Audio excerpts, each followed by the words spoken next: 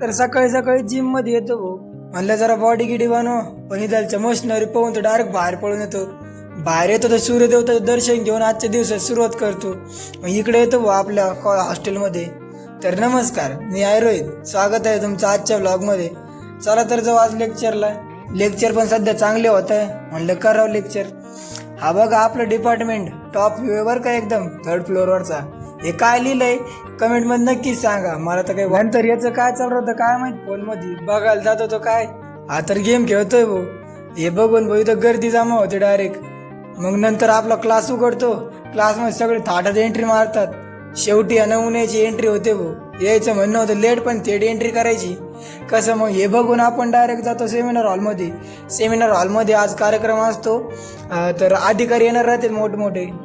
बघू आता कोणते अधिकारी येते. तर इथं आपल्याला कायदेविषयक माहिती देणार होते. तेवढं त्यांची चॅटिंग सुरू होते भाऊ. भाऊ दाखवते चॅटिंग.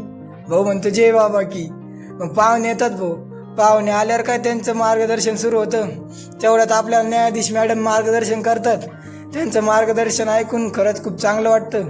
मग नंतर निघतो भाऊ सगळे. मुलं काही आता शांत राहत नाही भाऊ. आरडत वळडत तर सगळेच निघतात, हे तर सगळ्याच माहिती. मग यांचा ताण नाही घेता आपण डायरेक्ट जातो भाऊ रस प्यायला.